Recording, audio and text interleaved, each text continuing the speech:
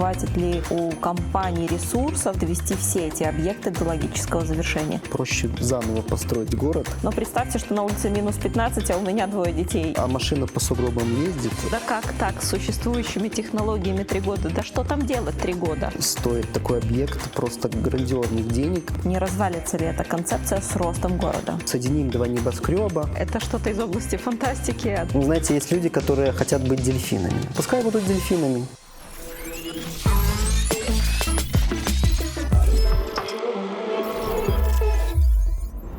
Каждый год 3 миллиона человек в мире умирает от проблем экологии в городах. Мы знаем, как их спасти. Над решением этого вопроса работают сотни высококлассных инженеров, проектировщиков. Знакомьтесь, Максим Кубышкин, заместитель генерального директора по проектированию компании «Струнные технологии». Максим – это тот человек, который видит образ готового транспортного комплекса еще до появления первых чертежей. Под руководством Максима уже построен первый комплекс EST в Беларуси, а сейчас ведется проектирование в Арабских Эмиратах, Индии и Непале. Максим, давайте поговорим о транспортных проблемах современности. Я готов. Начнем с пугающих цифр. К 2050 году около 70% мирового населения будет жить в городах. Готова ли к этому транспортная инфраструктура? Конечно, не всегда готова инфраструктура транспортная, мы это все понимаем, видим. Но на самом деле более важно, готов ли человек к такому уровню урбанизации, потому что те проблемы, с которыми сталкивается современный город, они на самом деле неразрешимы. Эти проблемы для Лондона, и для Нью-Йорка, и для Москвы одинаковы. В первую очередь это перенаселение. Сейчас многие города, особенно азиатские, имеют такую плотность населения, допустим, 40 тысяч человек, Дакка, Манила. Естественно, это транспортный коллапс, пробки. Каждый 5-й автомобилист Москвы 1,5 часа ежедневно проводит в пробках. Экология. Мы понимаем, что в городе в основном заняты площади застройкой, асфальтом, плиткой. Вот, допустим, вы знаете, сколько москвичи съедают продуктов? 33 тысячи тонн продуктов съедают москвичи ежедневно. А теперь представьте, сколько грузовиков нужно, чтобы эту еду привезти. То есть это десятки тысяч грузовиков ежедневно за сотни километров еду везут москвичу. А потом, вы же понимаете, что продукты жизнедеятельности нужно вывезти обратно, только уже другим грузовиком. И вот это, конечно, тоже дополнительная нагрузка на транспортную инфраструктуру. Ну и самая большая проблема, которую я вижу, это крах рождаемости. Вы знаете, что в больших городах рождаемость на одну женщину гораздо ниже, чем в мелких городах и в сельской местности. И эта зависимость работает везде, это правило. То есть чем крупнее город, тем меньше женщина рожает детей. И это уже лично вот мое такое мнение, позиция. Мне кажется, что даже природа каким-то образом подсказывает женщине и говорит, что вот в такой среде, вот каким является современный город, здорового потомства не вырастет. И она каким-то образом начинает на подсознательном уровне блокировать желание человека размножаться. Недаром наши бабушки в деревнях рожали по 7-8, и теперь всех женщин считают слабачками, которые одного-двоих не могут родить. И пытаются его там оградить от окружающей среды. Я недаром спрашивала вас об урбанизации, о перенаселении. Что вы можете сказать о пропускной способности комплексов UST? И справится ли он с наплывом города-миллионника или 2-миллионника? Ну, Ольга, вот назовите какой-нибудь город крупный, миллионный, где вообще нет никакого транспорта.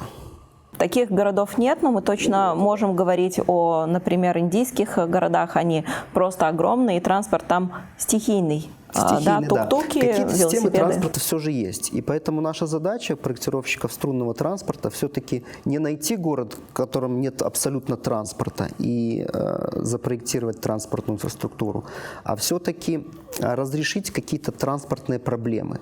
То есть мы дополняем существующие транспортные системы, расшиваем серьезные проблемы. И наша транспортная система на самом деле позволяет обеспечить пассажиропоток практически любой.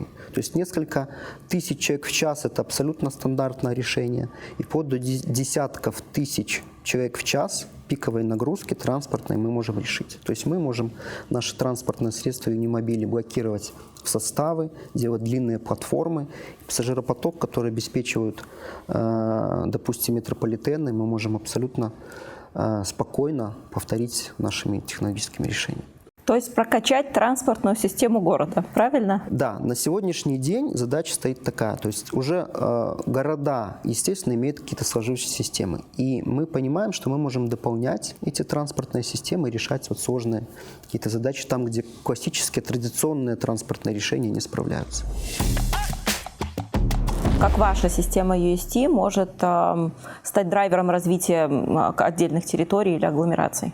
Мне очень нравится история, как железная дорога получила свое развитие в США. 30-е годы прошлого века, когда уже все понимали, что железнодорожный транспорт имеет огромные перспективы, но технология была британская, и американцы уже были догоняющие. Что они придумали? Они ввели систему земельных грантов. То есть для того, чтобы найти финансирование строительства железной дороги, правительство выделяло частному застройщику, который принял решение построить железную дорогу, полоску земли вдоль будущей железной дороги в собственность. И застройщик мог эту землю продать, мог дать банку залог, мог сдать в аренду. Таким образом, решалось несколько важных вопросов. Во-первых, было найдено финансирование на строительство дороги. Во-вторых, после строительства железной дороги эта земля кратно увеличила свою стоимость. В цене росла. Государство получало бурное развитие территорий, сельское хозяйство, промышленность, то есть земли входили в оборот в хозяйственный. И на самом деле это привело к тому, что через 10 лет США по общей длине железных дорог она обошла весь мир вместе взятый. Как прорывная транспортная технология повлияла на бурное развитие государства. Это было очень давно. История, которую вы рассказываете, это 100 лет или больше назад. С тех пор города очень сильно развились, все агломерации шагнули вперед. Осталось ли место для технологии UST? И где вы видите ее применение с целью развития агломераций? На самом деле сейчас ситуация такова, что уже не мы предлагаем какие-то решения, а на нас выходят потенциальные заказчики, потенциальные клиенты, и они уже делают заказ на предпроектной проработки, на проектирование. Сегодня мы работаем над проектами в Индии, в Непале. И как раз вот эти проекты могут стать примером, как вот транспортное решение может стать триггером более активного развития территории. Например, в Индии есть водопад Гокак, который является, наверное, красивейшим водопадом в Азии. Но поток туристов там на сегодняшний день не так велик почему-то. И вот наше транспортное решение, которое мы сейчас предлагаем и проектируем, оно как раз-таки может помочь увеличить транспортную доступность этого водопада, привлечь туристов. И мы знаем, что яркий туристический объект, он может являться таким толчком к развитию всего региона, всего штата. В Непале, опять же, тоже очень интересная ситуация. Многие непальцы работают в приграничных штатах Индии, ездят на работу в другую страну. Так называемая маятниковая миграция, да, и добираются часами до границы, потом поездом едут до своей работы в Индии. Вот. И мы предлагаем решение, которое поможет им добираться гораздо быстрее. То есть представляете, насколько улучшится логистика транспорта, насколько жизнь ускорится. Вот. И, естественно, это тоже поможет развитию всего региона приграничного. Мы говорили о развитии целого государства, такого как Индия и Непал. А как ваша технология помогает в развитии конкретного города, который утопает в пробках? Дело в том, что вот города, которые уже получили предел развития, бывают ситуации, когда крайне сложно каким-то образом его перестроить и дорого. И многие даже государства, вот Египет строит просто новую столицу, потому что проще заново построить город, чем организовать тот хаос, чем уже что-то сделать с этим Каиром. И у нас есть технология, у нас есть решение линейного города, который правильный город, спроектированный по новым принципам, он позволяет избежать тех проблем, с которыми сталкивается житель современного города. Журнал The Economist поставил Минск на 16 место среди самых продвинутых пешеходных городов мира. А до поликлиники или школы всего 8 минут пешком. Это даже лучше, чем в Париже или в Нью-Йорке. Концепция линейного города, насколько я понимаю, включает 15-минутную пешую доступность любого объекта социальной инфраструктуры. Верно. И даже, я бы сказал, наверное, 5-6-минутную пешую доступность, потому что основным элементом линейного города у нас является жилой кластер размерами километр на километр приблизительно. И вся инфраструктура социально располагается в центральной зоне этого жилого кластера. Естественно, если с крайней точки кластера расстояние до инфраструктуры 500-600 метров, то это расстояние можно преодолеть за 5-6 минут пешком. Нет необходимости садиться в автомобиль, в автобус и добираться до садика, школы, либо торгового центра. Даже 5-6-минутная доступность звучит круто, здорово, но представьте, что на улице минус 15, а у меня 2 детей, и мне нужно тащить их по сугробам в этот мороз. Вы уверены, что это будет удобно? Ну, во-первых, а машина по сугробам ездит? Тоже наверняка нет. Поэтому, если выпал снег, то нужно дождаться, пока почистят дороги. Если автомобиль стоит на открытом воздухе, то нужно ее лопатой сначала часа полтора откапывать от снега. Вот. За это время, наверное, можно уже спокойненько минут за 15-20 по снегу дойти до школы. Да, наверное, можно было бы сделать какие-то крытые переходы, закрыть весь город куполом, защититься полностью от природы, от атмосферы, но нужно ли это делать? Да, можно защитить всех жителей города от дождя, от снега, от ветра. Ну и кого мы вырастим? Мы вырастим тепличного человека, который, если попадет в окружающую среду, реальную, в лес, ветер подует, он заболеет, намокнет под дождем и сляжет в больницу. Я считаю, что нет необходимости защищаться от природы. Нужно учиться с ней взаимодействовать. Даже вот сейчас современные мамы некоторые боятся ребенка по лужам там, пустить потопать. Хотя уже начинают понимать, что вот такое удаление от природы ведет к серьезным проблемам. Аллергии, аутоиммунные заболевания – это все от недостатка взаимодействия вот с тем микробиомом, который есть у нас в окружающей среде. Даже, я знаю, в Дании в детских садах детей специально отводят на площадки грязевые, одевают комбинезоны, они там в этой грязи балуются. Таким образом, это способствует профилактике заболеваний серьезных в дальнейшем. Поэтому с природой нужно дружить. Ваша концепция очень интересно звучит на стадии планирования, как это все будет. Но ведь город не стоит на месте, и даже наш Минск, в котором мы сейчас с вами встретились, это когда-то был совершенно другой город. Он развивается, растет, это живой организм. А не случится ли так, что построенный однажды город по концепции линейного просто потеряет свою актуальность, потому что до объектов социальной той же инфраструктуры станет не 5-6 минут пешком, а 30-40 минут? Не развалится ли эта концепция с ростом города? Ну, смотрите, нужно понимать, что такое линейный город. Это ведь не прямая длиной там, 150 километров. Наверное, стоит пояснить, линейный город – это город, построенный вдоль транспортных артерий. Основным каркасом является высокоскоростная магистраль, от которой отходят городские линии. Высокоскоростная магистраль, скорость 500 километров, городские линии 150. И вот вдоль городских линий формируются кластеры линейного города. Вот если можно провести аналогию, то давайте представим себе дерево, которое имеет ствол. И вот ствол – это как раз вот магистраль основная. От ствола у нас отходят ветки, это транспортные артерии городские. И от веток уже листики, листочки – это кластеры. Есть живые кластеры, есть производственные, медицинские кластеры.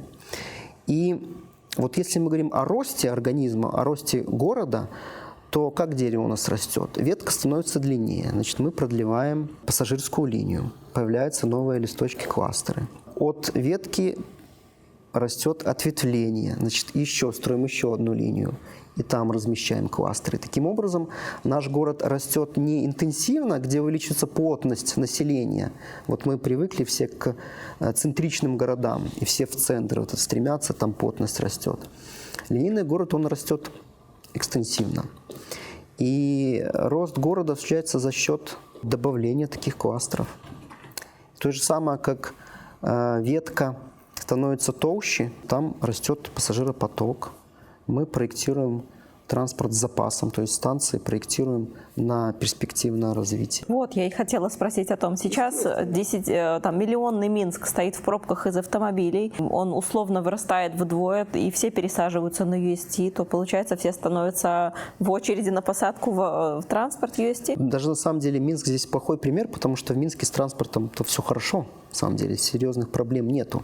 Но когда люди пытаются переместиться к инфраструктуре в одну точку, которая сконцентрирована в центре, вот это все проблемы в этом. Линейный город, он позволяет распределить инфраструктуру, то есть базовая инфраструктура в каждом кластере, школы, садики, торговые центры, физкультурно-оздоровительные комплексы. Людям просто незачем ехать в центр. Незачем ехать, и центра нету. Город децентрализованный, эта система более устойчивая. Есть кластеры специализированные. Естественно, не нужно, чтобы университет был возле каждого жилого дома. Поэтому есть кластер, который специализируется на образовании. Тогда задача за несколько минут добраться до станции UST, доехать до образовательного кластера за 15 минут, выйти и дойти до университетского корпуса. То же самое больница. Как раз таки эти кластеры не децентрализованы. Это позволяет масштабировать город и расти ему. А как вы учитываете эстетическую составляющую при проектировании станций, объектов инфраструктуры, транспортных комплексов UST? Мы ведь привыкли, что автобус или тот же троллейбус за 10 лет устаревает, и на него уже просто неприятно смотреть. Он не эстетичный, некрасивый. Как вы решаете эту проблему? Безусловно, эстетика важна. Я не сторонник создавать из транспортных объектов какие-то уникальные градостроительные объекты. Например, проекты бюро Захи Хадид, они впечатляют многих действительно. Но сколько это стоит? Построить стоит такой объект просто грандиозных денег, а самое-то главное, сколько это стоит эксплуатировать такие объекты. И за счет кого? За счет денег налогоплательщиков. Поэтому транспортная инфраструктура должна быть в первую очередь эффективна. А в проектировании на самом деле мы пользуемся правилом Юницкого: эстетичный, конструктивный минимализм. И здесь порядок действительно важен. Объект должен быть красив. Конструктивный значит, что любой объект, он работает, функционирует по законам физики, по законам природы. Поэтому мы рассчитываем наши объекты, учитываем все воздействия окружающей среды. И минимализм в том, что мы убираем лишнее, нефункциональное, оставляем только действительно то, что необходимо, как скульптор, который из глыбы мрамора отсекает все ненужное и получает вот такую гармоничную скульптуру. Команда под вашим руководством прямо сейчас работает на 3 континентах, проектирует транспортные комплексы для Арабских Эмиратов, Непала, для Индии. Когда готовилась к интервью, читала мнение партнеров, и некоторые сомневаются, хватит ли у компании ресурсов для того, чтобы довести все эти объекты до логического завершения. Не проще ли было бы сконцентрироваться на каком-то одном из них? С точки зрения бизнеса, конечно, неправильно складывать яйца в одну корзину. Конечно, мы должны проектировать на все регионы, потому что ситуация сейчас нестабильна. Если мы сконцентрируемся, например, на азиатском регионе, кто знает, а вдруг в наше нестабильное время там ситуация сложится таким образом, что инвестиции в инфраструктуру иссякнут. Наверное, более важный момент – это моральная составляющая, ведь в нашу технологию вкладываются люди со всех континентов, практически со всех стран.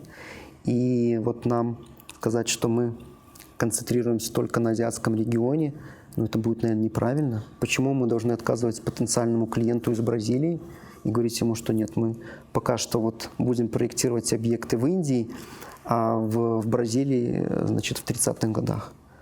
Но это будет совсем неправильно. Поэтому мы открыты предложениям по всему миру. На самом деле сегодня это не проблема. Современные технологии, программное обеспечение, средства коммуникации позволяют объект проектировать, находясь в инженерной команде здесь в Минске, а объект может быть в любой точке мира. Это был мой следующий вопрос. Как физически управлять объектами на удалении в 1000 километров от того места, где он реально будет расположен? Ну, надо понимать, что мы же, в общем-то, в первую очередь разработчики, проектировщики, а разработчик, он все равно сидит в офисе, сидит за компьютером, за рабочим столом. И принципиальной разницы, где он сидит, нет никакой. Вот. Поэтому наша задача, как разработчиков, проектировщиков, подготовить проектную документацию и проконтролировать реализацию проекта, чтобы все проектные решения были реализованы именно таким образом, каким заложено в проекте. Важно, чтобы подрядные организации имели опыт строительства в том регионе. Это действительно важно, поэтому это задача клиента найти профессиональную команду строителей, которые могут реализовать реальный адресный проект на месте.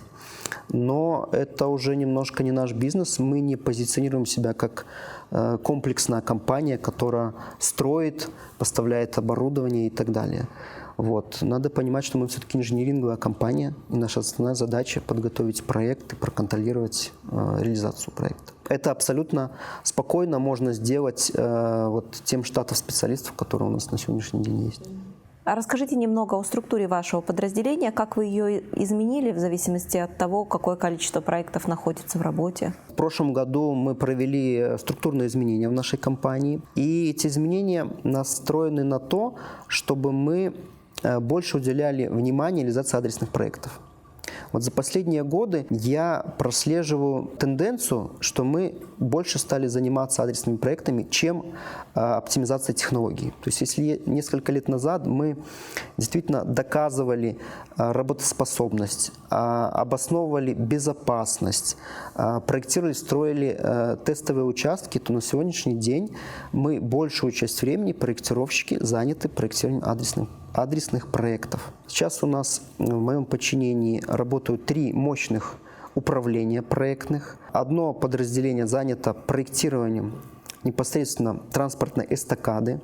Это путевая структура, рельсы, необходимые элементы маневрирования, стрелки, тупиковые участки и так далее. Второе подразделение занято проектированием инфраструктуры транспортной, я имею в виду пассажирские станции, вокзалы, грузовые терминалы, сервисные центры, гаражи и все, что с этим связано.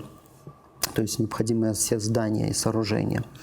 И третье подразделение проектирует инженерную инфраструктуру транспортных комплексов. Это энергообеспечение, это технологическая связь, это системы автоматизации, системы безопасности. То есть таким образом мы можем запроектировать все необходимое для реализации транспортного комплекса. И структура выстроена таким образом, чтобы при росте объемов проектирования, при росте заказов мы могли масштабировать наше подразделение и увеличить в 2-3 раза численность специалистов. На самом деле наша команда – это тот ресурс, который заменить ничем невозможно.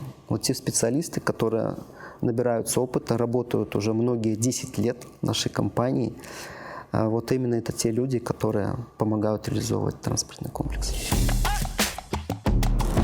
Максим, с учетом такой широкой географии проектов, как учесть географические особенности, сейсмические особенности в разных странах? Сама технология и все элементы транспортного комплекса работают в широком диапазоне температур, минус 50, плюс 50, абсолютно не страшно. Транспортное средство Юнимобиль, где холодно, обогреватель, где жарко, кондиционер, естественно, эти решения все абсолютно типовые. Что касается реальных условий в той местности, где проектируем и строим транспортный комплекс, конечно, все это изучается. Любой объект, неважно, даже в рамках этой одной страны, каждая территория уникальна. Перед проектированием изучаем геологию, гидрогеологию, исследуем климат. Так глубоко. Естественно, учитываем сейсмические условия, сейсмические нагрузки. Это все абсолютно рядовая инженерная задача, в этом абсолютно никакого страха нет. Видите, для обывателя это что-то из области фантастики, а для вас это то, с чем вы сталкиваетесь. Это обычная работа. По мнению некоторых наших партнеров, мы работаем очень долго. Когда они слышат срок 3 года на реализацию проекта, они хватаются за голову. Да как так, с существующими технологиями 3 года? Да что там делать 3 года? Поясните, пожалуйста, почему проектирование – это не быстро? Знаете, у меня богатый опыт проектирования, и в первую очередь на сроки влияют задержки предоставления земельных участков, в переговорах с властями, в самом клиенте, который может в процессе проектирования поменять решение, передумать и попросить откорректировать проект. Основной массив времени тратится именно на это. В прогрессивных странах в Европе годами реализуются проекты. Даже какие-нибудь пешеходные мостики через ущелье, я знаю, в Германии проект десятилетия реализовывался от момента начала проектирования, с момента принятия решения. Максим, вы тот человек, который может найти консенсус между желаниями заказчика и техническими возможностями компании. Можете несколько слов рассказать о том, как все хотелки заказчика переложить в чертеж? Естественно, бывают такие хотелки, на которые соглашаться не стоит. Можно реализовать все, что угодно, но вопрос денег. Только мы знаем, какие решения эффективны, какие решения экономически целесообразны. Вот. И мы просто обязаны подсказать клиенту, как сделать это правильно. Мы знаем. Это как стоматолог, к которому вы садитесь в кресло, вы можете сказать, только вот у меня болит вот здесь вот этот зуб. Дальше профессионал занимается своей работой. Вот. Наверняка вы не подсказываете ему, какое там лекарство заложить, под каким углом просверлить. Также и мы. Каждый проект мы оцениваем с точки зрения реализации, с точки зрения экономической эффективности и находим оптимальное решение. Бывают клиенты, которые говорят, а вот давайте мы соединим два небоскреба, у нас будет VIP-линия, у нас будет пассажирская линия для всех, и еще и грузовая линия снизу. 3 линии в одном. Технически, наверное, это можно реализовать, но будет ли это правильно со многих позиций? Наверное, нет. И мы пытаемся обосновать клиенту, что в данной ситуации, наверное, можно разделить пассажирские линии отдельно, грузовые линии отдельно, потому что экологическая составляющая, шум, вибрации и так далее от тяжелого грузового транспорта, наверное, не очень комфортно для жителей или для обитателей этих небоскребов. Максим, у вас очень богатый опыт проектирования, целых 8 лет. Какой самый интересный проект был у вас за историю работы в UST? Я думаю, что самый интересный проект тот, которым сейчас занимаешься. И вот как раз сейчас в Индии, над ущельем, широким и глубоким, возле водопада Гокак, это очень интересный проект. Во-первых, сама природа уникальна. Во-вторых, условия сложнейшие. И в-третьих, вот я уже представляю, как это будет выглядеть, как потенциально турист будет проезжать на нашем транспорте открытом. Вот это вот как раз мотивирует, чтобы как можно быстрее завершить проектирование. Когда ли вы выезжаете на местность для того, чтобы сделать расчеты? Любой проект, самый даже маленький, простой, обязательно выезжаем на местность.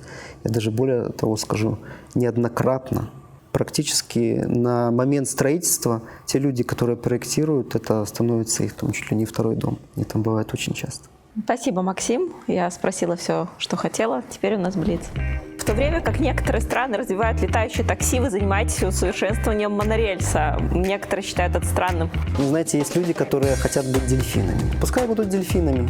Такси пускай будет, пускай занимает свою долю, сотую долю процента на рынке. Как убедить пассажира сесть в транспорт, который повезет его на высоте 10 метров над уровнем земли? Некоторые боятся в колесо обозрения садиться. Ну, если боишься сам, то иди за смелым. Смелый вперед, а ты за ним. В мире есть города, где до сих пор не проложен асфальт. Тот же Непал. Не кажется ли вам, что в Непале это только мечты о струнном транспорте, которые никогда не сбудутся? Я вспоминал про грант в США. Вот надо искать такие нестандартные методы финансирования проектов. По-моему, уже с десяток лет Алматы планируют отказаться от дизельных автобусов на дорогах. Но этого почему-то не случилось. Город не может решиться даже на такой простой, как казалось бы, шаг. Как вам кажется, UST может быть реализовано в Алматы? Я думаю, смелости не хватает руководству. Смелее нужно быть и решаться на такие шаги. Когда весь мир говорит об инклюзии, вы предлагаете пассажирам подниматься по лестнице на станцию. Вам кажется это удобным? Мы лифты проектируем везде.